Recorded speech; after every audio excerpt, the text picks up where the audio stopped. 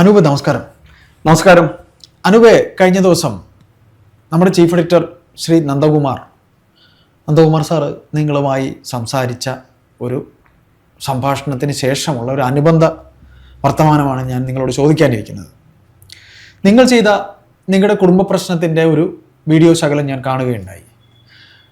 അപ്പോൾ എനിക്കതിൽ നിങ്ങളോട് ചോദിക്കാനുള്ളത്, ഇതിൽ ഈ അരുൺ എന്ന് പറഞ്ഞൊരാൾ നിങ്ങൾ ശിഖണ്ഡി ആയിട്ടൊക്കെ കമൻ്റ് ഇട്ടിരിക്കുന്നു. ഇതാരാണ് ഈ അരുൺ? ഇതാണ് എൻ്റെ ആദ്യത്തെ ചോദ്യം. അരുൺ വർഷങ്ങളായിട്ട് എന്നെ ഉപദ്രവിക്കുന്ന എൻ്റെ അമ്മ പ്രസവിച്ച അനുജനാണ്. അവൻ വർഷങ്ങളായിട്ട് എന്നെ വേട്ടയാടിക്കൊണ്ടിരിക്കുകയാണ്. അവൻ ചെയ്യാറുള്ളത് എന്താ വെച്ച് കഴിഞ്ഞാൽ എൻ്റെ വാതിൽ കുത്തി തുറന്ന് മുഴുവൻ വസ്ത്രം, എൻ്റെ ആഭരണങ്ങൾ, എപ്പോഴും എൻ്റെ കയ്യിൽ ഒരു 5-10 എൻ്റെ സ്വർണ്ണം എൻ്റെ കയ്യിലുണ്ടായിരുന്നു. നാട്ടിലുണ്ടാകുമ്പോഴും ഉണ്ടാകാറുണ്ട്. ഇതൊക്കെ അടിച്ചു മാറ്റി കൊണ്ടുപോകും, പൈസ അടിച്ചു മാറ്റി കൊണ്ടുപോകും, പിന്നെ വസ്ത്രം എല്ലാം എടുത്തു കൊണ്ടുപോകും, പിന്നെ അതിനകത്തുള്ള റൂമിനകത്തുള്ള ഡോക്യുമെൻറ്റ്സ്, പിന്നെ അതേപോലെ തന്നെ കമ്പ്യൂട്ടർ, എല്ലാ സാധനവും. ഇയാളെന്താ കള്ളനാണോ? മാനസിക രോഗം, കള്ളന്റെ മാനസിക രോഗം? അത് ഞാൻ അയാളുടെ നമ്പർ ചേട്ടന് തരാം. എനിക്ക് എന്റെ ആവശ്യമൊന്നുമില്ല. ഞാൻ ചോദിച്ചത് സഹോദരനായിട്ട് ചോദിച്ചതാ. അവനെ കൊണ്ട് ഇതെല്ലാം ചെയ്യിപ്പിക്കുന്നത് അവന്റെ അമ്മാവനായിട്ടുള്ള ഡോക്ടർ മണിവർണ്ണനാണ് ഇത് ചെയ്യിപ്പിക്കുന്നത്. വെച്ചാൽ നിങ്ങളുടെ കൂടെ അമ്മാവൻ? അതെ, അമ്മയുടെ സഹോദരൻ. അപ്പോൾ ഇയാള് അനുജനാണ് അല്ലെ? അതെ അതെ. അദ്ദേഹം നിങ്ങളെ ശിഖണ്ഡി എന്നിട്ടിരിക്കുക. അവൻ ശിഖണ്ഡി എന്ന് വിളിക്കാൻ ഒരു കാരണമുണ്ട്. ശിഖണ്ഡി മഹാഭാരതത്തിലെ ആണും പെണ്ണും കെട്ട കഥാപാത്രമാണ്. ഓക്കെ, അവൻ അങ്ങനെ വിളിക്കാനായിട്ട് ഒരു കാരണം അറിയാലോ. അർജുനൻ ശിഖണ്ഡിയെ നിർത്തിയാണ് ദ്രോണരെ കൊല്ലുന്നത്. അതെ അതെ, ഇവനെ മുമ്പിൽ നിർത്തിയിട്ടാണ് ഡോക്ടർ മണിവർണ്ണൻ തിരിച്ച് നിങ്ങളെ പറഞ്ഞതാണ്. അവന്റെ സ്വഭാവം അവൻ വ്യക്തമാക്കിയത് നിങ്ങളെയാണ്. അല്ല, ഞാൻ അതിന്റെ യാഥാർത്ഥ്യം പറയാം. അവൻ ശിഖണ്ഡിയാണ്, അവന് കുട്ടികളുണ്ടാകത്തില്ല. ആ ഒരു ഫ്രസ്ട്രേഷൻ അവൻ തീർക്കുന്നത്, എനിക്ക് മാത്രമേ ഒരു മകനുള്ളൂ.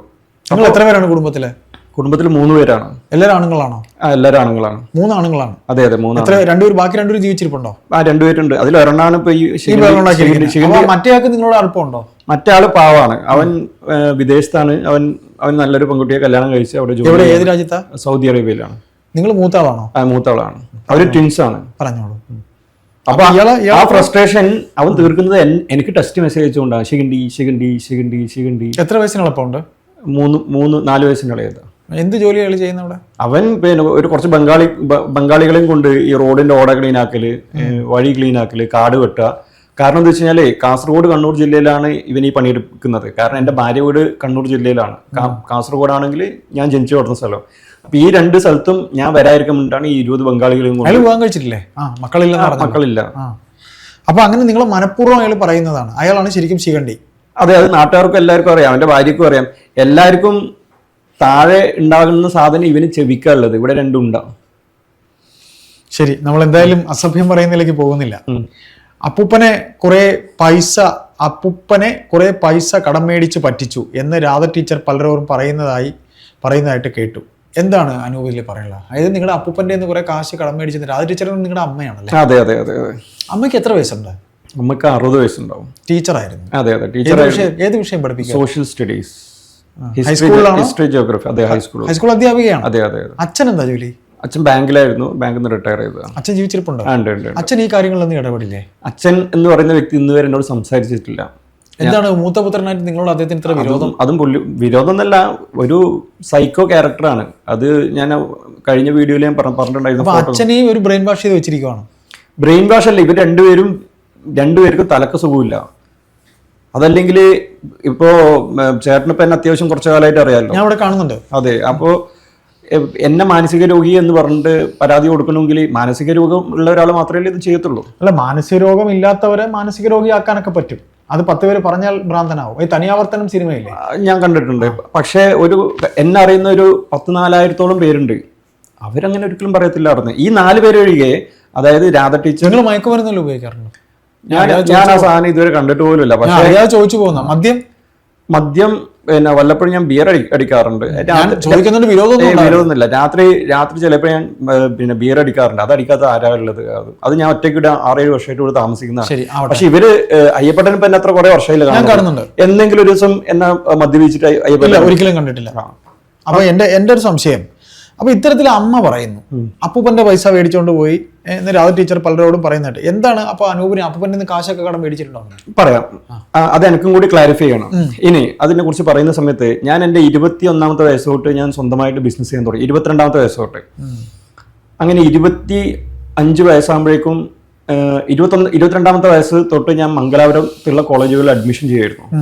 ആദ്യത്തെ വർഷം എനിക്ക് ഒരു 2 ലക്ഷം രൂപ എനിക്ക് റവന്യൂ കിട്ടിയിട്ടുള്ളൂ, ലാഭം കിട്ടിയിട്ടുള്ളൂ. പക്ഷെ ഞാൻ കഠിനമായി പ്രയത്നിച്ച് അടുത്ത വർഷം എനിക്ക് 10 ലക്ഷം കിട്ടി. പിറ്റത്തെ വർഷം അതായത് ഒരു കുട്ടിയെ ചേർത്ത് കഴിഞ്ഞാൽ നമുക്ക് 50,000 രൂപ വെച്ചിട്ട് കമ്മീഷൻ കിട്ടും.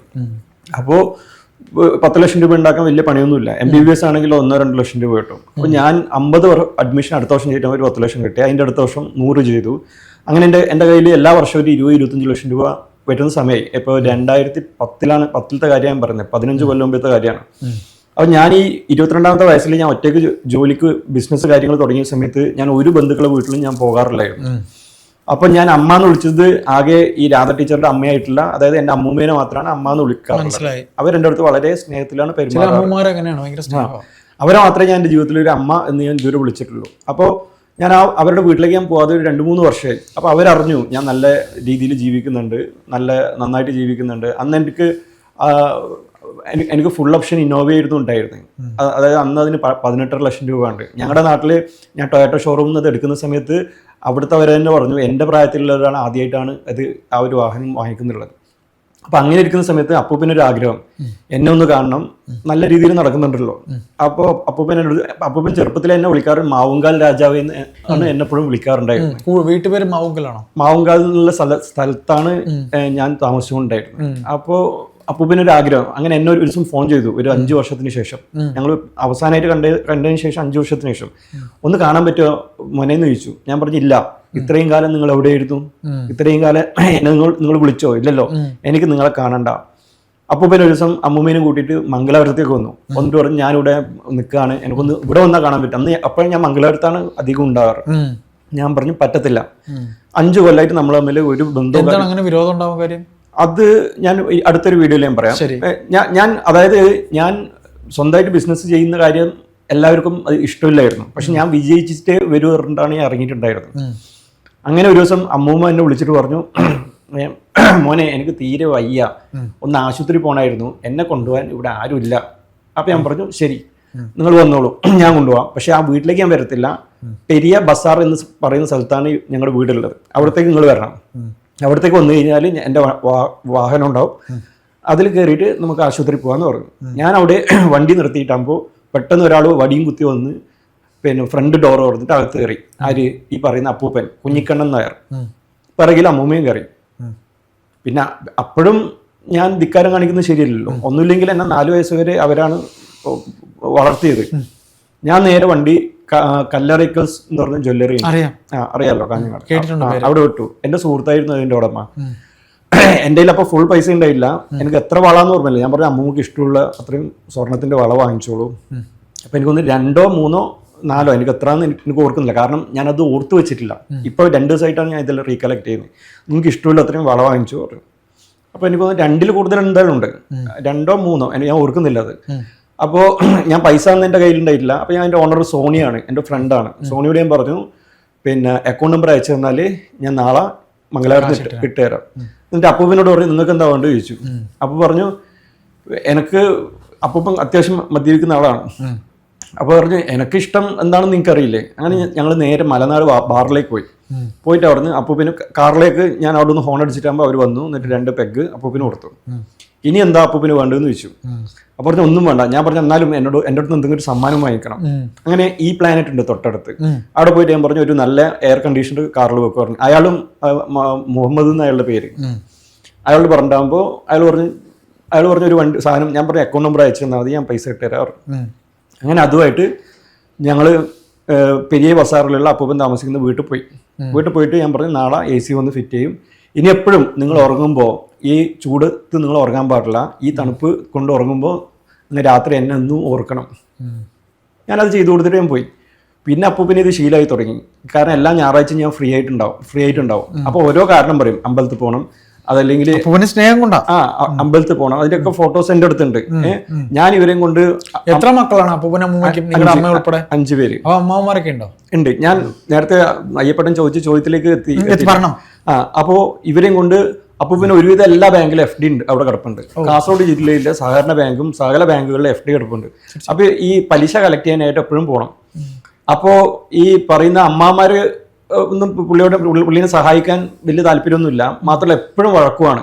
അപ്പൊ അപ്പൂപ്പൻ എൻ്റെ അടുത്ത് മനസ്സ് തുറന്ന് സംസാരിച്ചു തുടങ്ങി. പിന്നെ കാരണം ഞാൻ എപ്പോഴും അപ്പൂപ്പനെ കാണാൻ പോകുമ്പോൾ എൻ്റെ ഇനോവക്കത്ത് ഫുൾ ടാങ്ക് ഡീസൽ അടിച്ചിട്ടേ പോകാറുള്ളൂ. കാരണം അവരുടെ അടുത്ത് പൈസ ചെലവാക്കിക്കേണ്ട വെച്ചിട്ടാണ്. അപ്പൊ അങ്ങനെ ഇരിക്കുന്ന സമയത്ത് ഓരോ ബാങ്കിലും ഓരോ ആഴ്ചയിലും പോയിട്ടാകുമ്പോൾ കെട്ടുകണക്കിന് പൈസ ഉണ്ടാവും, ഇൻട്രസ്റ്റ് ആയിട്ടുള്ള പൈസ.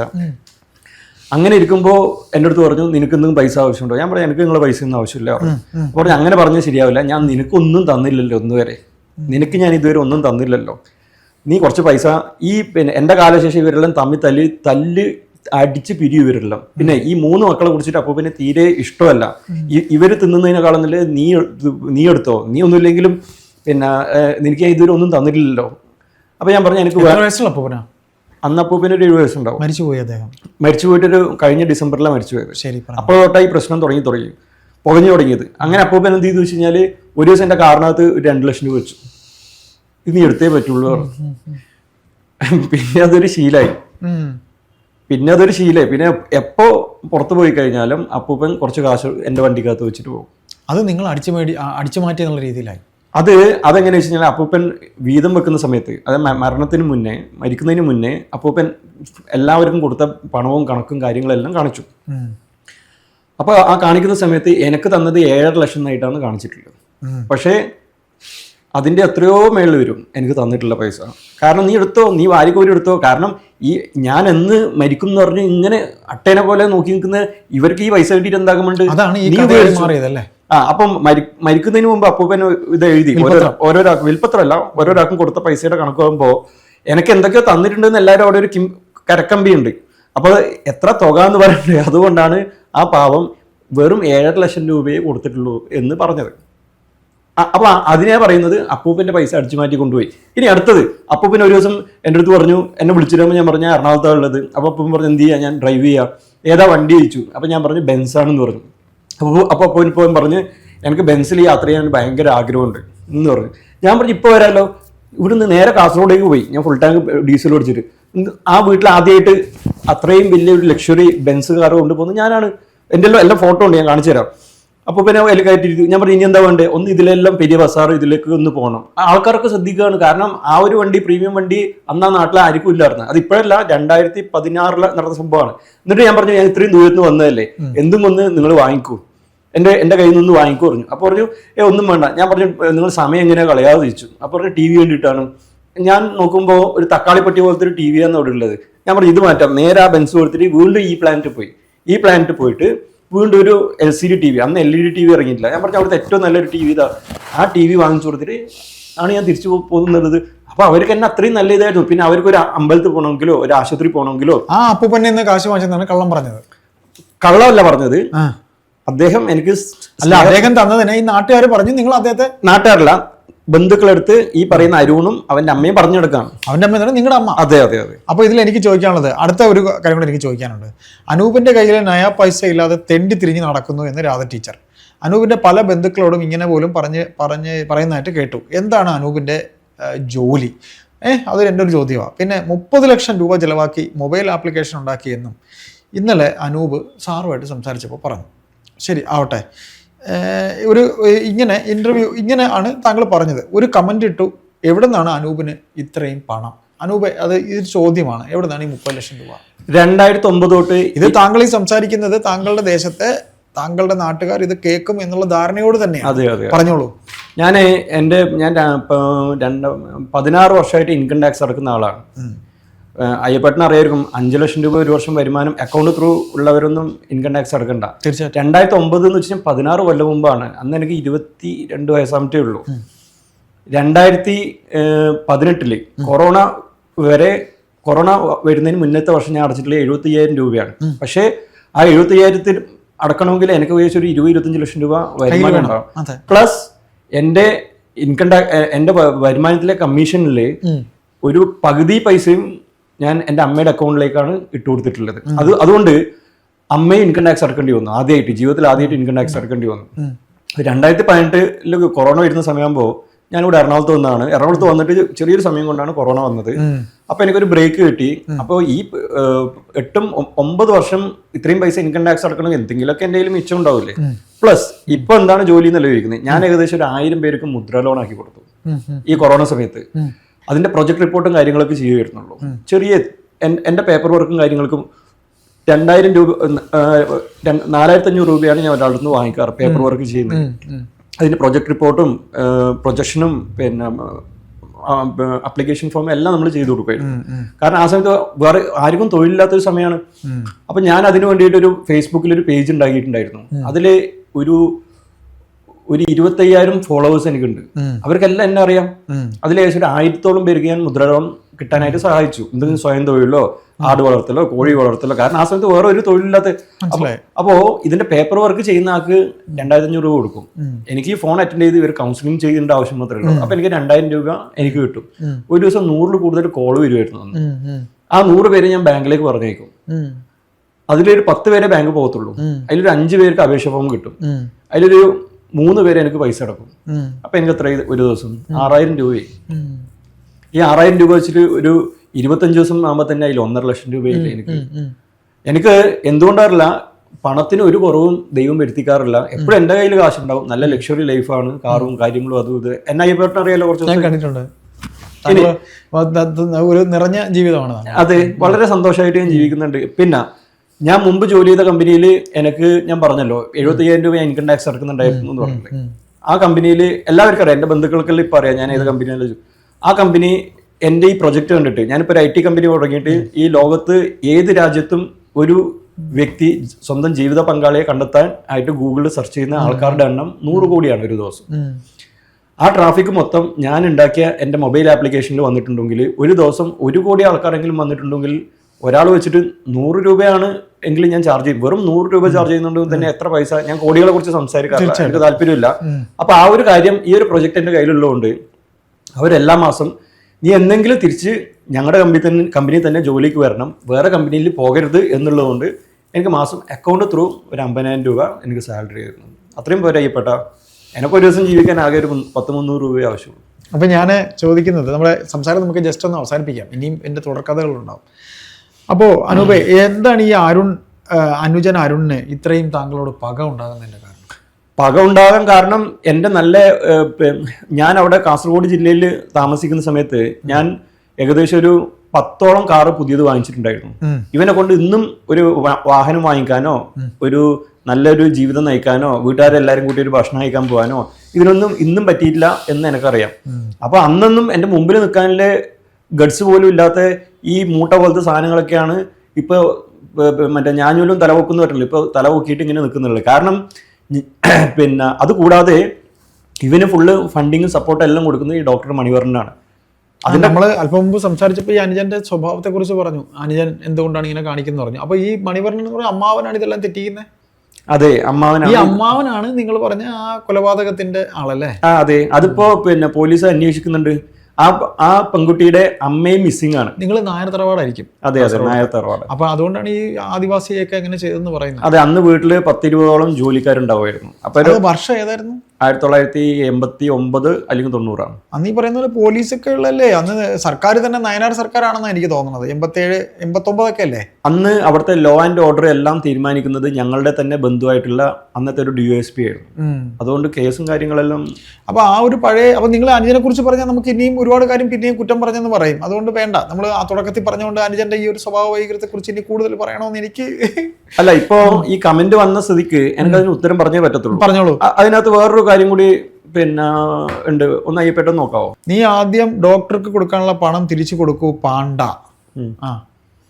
ഇത് അവൻ ഇന്നലെ ഇട്ടൊരു കമന്റ് ആണ്, അതുകൊണ്ടാണ് ഞാൻ ഇന്ന് വീണ്ടും വീഡിയോ ഇടാനായിട്ട് ഞാൻ വന്നത്. അതെനിക്ക് ഇട്ടിട്ടുണ്ട്. താങ്കൾ തുടക്കത്തിലായിട്ടിരിക്കുന്ന ഈ ഡോക്ടർ എന്ന് പറഞ്ഞാൽ അവൻ ഉദ്ദേശിക്കുന്നത് ഡോക്ടർ മണിവർണ്ണനാണ്. അതെ. അപ്പോ 2018 എന്റെ ഭാര്യ പ്രസവിച്ചിട്ട് 10 ദിവസമേ ആയിട്ടുള്ളൂ. എന്റെ മകനെ കാണാനായിട്ട് ഭാര്യ പിതാവ് ദുബായിൽ നിന്ന് വന്നിട്ടുണ്ടായിരുന്നു. ഇപ്പൊ കുടുംബം കൂടെ ഉണ്ടോ? അവരൊക്കെ നല്ല ആൾക്കാരാണ്. അവരുമായിട്ട് എനിക്ക് നല്ല ബന്ധമുണ്ട്. ഒരു തലശ്ശേരിയാണ്. അപ്പോ ഭാര്യ പിതാവ് എമിറേറ്റ്സ് എയർലൈനിന്റെ ചീഫ് എഞ്ചിനീയർ ആയിരുന്നു. അപ്പൊ പുള്ളി മകൾ പ്രസവിച്ചിട്ട് ആ സന്തോഷം. അറേഞ്ച്ഡ് മാരേജ് അല്ലേ? അറേഞ്ച്ഡ് മാരേജ് ആണ്. പിന്നെ ജാതകവും എടുത്തു എല്ലാം നോക്കിയിട്ട് കല്യാണം കഴിച്ചതാണ്. പിന്നെ അപ്പോൾ പുള്ളി ഗൾഫിൽ നിന്ന് വന്നിട്ട് ഈ കുട്ടിയെ താലോലിച്ചുകൊണ്ട് നിൽക്കുകയാണ്. ആ സമയത്ത് ഒരു ബ്രേക്കിന് ശേഷം ഈ മണിവർണ്ണനും ഞാനും ഒക്കെ വീണ്ടും ഒന്ന് പരസ്പരം യോജിച്ചു എന്ന് പറയാൻ പറ്റില്ല, പക്ഷേ അയാൾക്കൊരു സ്പേസ് കിട്ടി എന്നോട് സംസാരിക്കാനായിട്ട്. അപ്പോൾ അയാൾ എൻ്റെ അടുത്ത് പറഞ്ഞു, നീ കല്യാണം കഴിക്കുന്ന സമയത്ത് ഞങ്ങൾ ജ്യോത്സ്യം വെച്ച് നോക്കി, ഇവരെല്ലാം ജ്യോത്സ്യം വെച്ച് നോക്കിയിട്ട് പറഞ്ഞു. അപ്പോൾ പറഞ്ഞു, അനൂപ് ഒരു വലിയ വരാഹത്തിൻ്റെ അകത്തേക്ക് വിഴുങ്ങിയ പോലെയുള്ള കാല് മാത്രമേ പുറത്തുള്ളൂ, നീ ഹാപ്പി അല്ല, നീ പിന്നെ സാറ്റിസ്ഫൈഡ് അല്ല ഒരു കാര്യത്തിലും കുടുംബജീവിതത്തിലും പറഞ്ഞു. അപ്പം ഞാൻ പറഞ്ഞു ശരി, അതെയോ, ബാക്കിയും കൂടി പറഞ്ഞാട്ടെ. അപ്പോൾ പുള്ളി പറഞ്ഞു, അവൾ അത്രയും പെട്ടെന്ന് ഡിവോഴ്സ് ആക്കണം. ഈ അമ്മാമാർ രണ്ടുപേരും ഡിവോഴ്സ്ഡ് ആണ്, രണ്ട് പെണ്ണുങ്ങളുടെ ജീവിതം തകർത്തവരുമാണ്, നീ അത്രയും പെട്ടെന്ന് ഡിവോഴ്സ് ആക്കണം. ഞാൻ പറഞ്ഞു ഇപ്പോൾ ഡിവോഴ്സ് ആക്കാൻ പറഞ്ഞാൽ ഇപ്പോൾ 10 ദിവസമായാലും കുട്ടി പ്രസവിച്ചിട്ട്, എനിക്ക് ഈ ലോകത്ത് ആകെ സ്വന്തമായിട്ടുള്ള എൻ്റെ മകനാണ്. അപ്പോൾ ഇവൻ പറഞ്ഞു, ആ മകനെ സമ്മാനിച്ച അവൻ്റെ അമ്മയെ ഡിവോഴ്സ് ചെയ്യണമെന്നാണ് പറഞ്ഞു. ഞാൻ പറഞ്ഞു പെട്ടെന്ന് ഇപ്പോൾ ഡിവോഴ്സ് ചോദിക്കുമ്പോൾ അവർ ചോദിക്കില്ല ഇതെന്തുവാ സംഭവം, എന്ത് പറ്റിയ അനുഭവേ. കാരണം ഞാൻ പിന്നെ അവളെ ഗർഭകാലത്ത് ഞാൻ അവളെ കണ്ണൂർ ഒരു ഫ്ലാറ്റ് റെൻറ്റിനെടുത്ത് നല്ല പൊന്നുപോലെ നോക്കി, ജോലിക്കാരിയൊക്കെ വെച്ച് നല്ല പാട്ടൊക്കെ കേൾപ്പിച്ച് നല്ല ഭക്ഷണമൊക്കെ കൊടുത്ത് ഭക്ഷണമൊക്കെ കഴിപ്പിച്ച് ഒരു കുട്ടിയെ നോക്കുന്ന പോലെയാണ് ഞാൻ നോക്കിയിട്ടുണ്ടായിരുന്നത്. അപ്പോൾ എൻ്റെ കുട്ടിക്ക് എന്തുമാത്രം വില ഞാൻ കൊടുത്തിട്ടുണ്ടാവുമെന്ന് ഊഹിക്കാമല്ലോ. അങ്ങനെ നിൽക്കുന്ന സമയത്ത് പുള്ളി പറഞ്ഞു, ഇത് ഡിവോഴ്സ് ആക്കണം.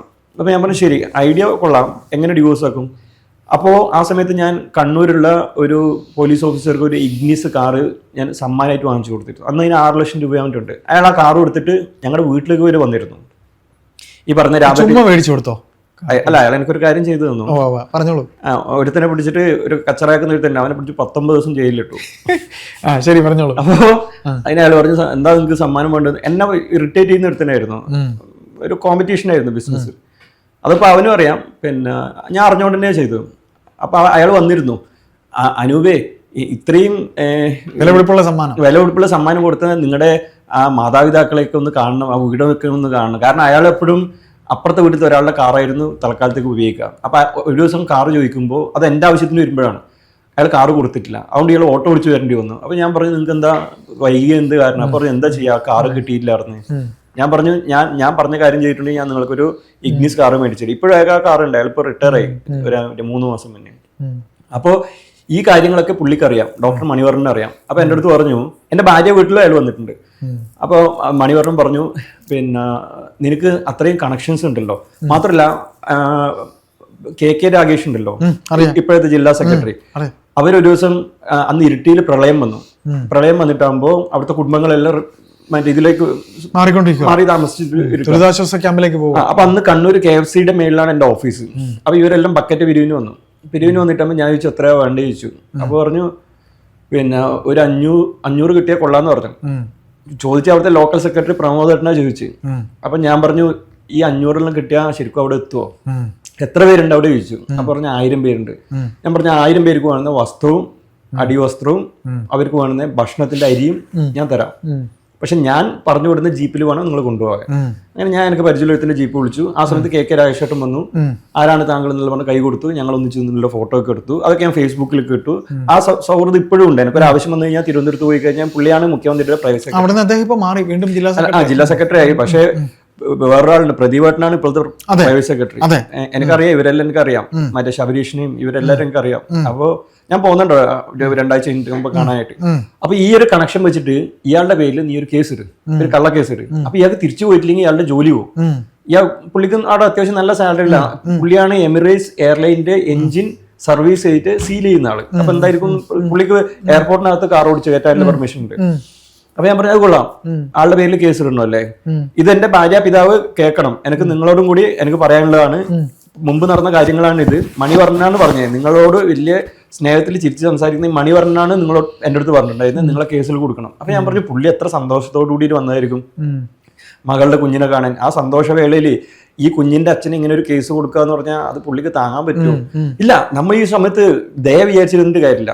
ഞാൻ പറഞ്ഞു, പക്ഷെ എന്നാലും ഈ കുട്ടി 10 ദിവസമേ ആയിട്ടുള്ളൂ. അപ്പൊ എൻ്റെ അടുത്ത് പറഞ്ഞു, എന്തോരം കുട്ടികൾ പ്രസവത്തിൽ മരണപ്പെട്ടു പോകുന്നുണ്ട്. ഓപ്പറേഷൻ ചെയ്യുമ്പോൾ മരണപ്പെട്ട പോലുണ്ട്, സിസേറിയൻ ചെയ്യുമ്പോൾ മരണപ്പെട്ട പോലുണ്ട്. 10 ദിവസത്തിൽ കൂടുതൽ ഇനി നീ കുട്ടിയെ കാണാൻ പോയി കഴിഞ്ഞാൽ നീ കുട്ടിയുടെ അടുത്ത് അഡിക്ഷൻ ആയി പോകും. പിന്നെ നിനക്ക് ഒരിക്കലും അവരുടെ ചൊൽപ്പടി നിൽക്കേണ്ടി വരും, ഒരു പട്ടീനെ പോലെ നിൽക്കേണ്ടി വരും. അതുകൊണ്ട് ഇപ്പൊ തന്നെ മനസ്സിൽ അങ്ങോട്ട് വിചാരിക്കുക കുട്ടി മരിച്ചു പോയി എന്ന് വിചാരിക്കുക. അന്ന് എനിക്ക് വന്ന ദേഷ്യം, ഇവൻ അങ്ങനെ വെറുതെ വിട്ടാൽ പറ്റില്ലല്ലോ അവിടെ നിന്ന്. ഇവൻ ചെറുപ്പത്തിലൊരു കുട്ടിയെ വെടിവെച്ച് കൊന്നിട്ട് ആ ബാലശാപം ഓൾറെഡി ഉണ്ട്. ഇവൻ എങ്ങനെ അങ്ങനെ ഒരു കാര്യം പറയാൻ പറ്റി? ഈ ലോകത്ത് എനിക്ക് ഏറ്റവും വില പിടിപ്പുള്ള സംഭവം എന്റെ മകനാണ്. ആ കുട്ടി മരിച്ചു എന്ന് പറയണം. അപ്പൊ ഇവൻ എങ്ങനെ വിട്ടാൻ പറ്റത്തില്ല. പിന്നെ ഇവൻ പറഞ്ഞ തമാശയാണോ ഇതിന്റെ തീവ്രത ഒന്നും നോക്കാറുണ്ട്. ഞാൻ എന്ത് ചെയ്തു വെച്ച് കഴിഞ്ഞാല് ഇപ്പൊ എനിക്ക് ദേഷ്യം വരുന്നില്ല. ഇതെല്ലാം ചെയ്യണമെങ്കിൽ ഒരു ദേഷ്യം വരണ്ടേ, പക വരണ്ടേ. അവരോട് ഇപ്പൊ എനിക്ക് ഭയങ്കര ഇതാന്നുള്ളത്.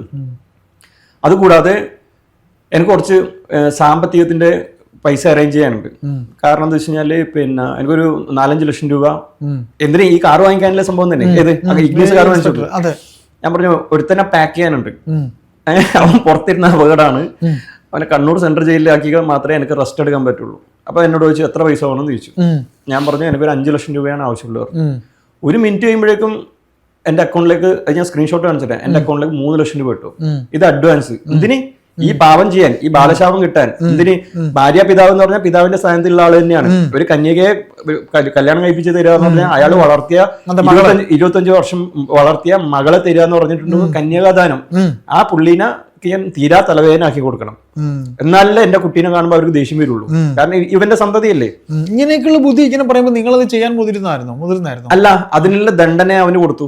ഞാൻ അവനോട് പറഞ്ഞു ഇപ്പൊ എനിക്ക് എന്റെ ഉള്ളിൽ വരുന്ന വികാരം ദേഷ്യമല്ല, ടെൻഷനും അല്ല, എനിക്ക് കോമഡിയാ തോന്നി. കാരണം നീ ഇത്രയും മണ്ടനായി പോയി, നിങ്ങൾ ഇത്രയും മണ്ടനായി പോയല്ലോ ഒരു ക്രൂര പാപം ചെയ്യാനായിട്ട്.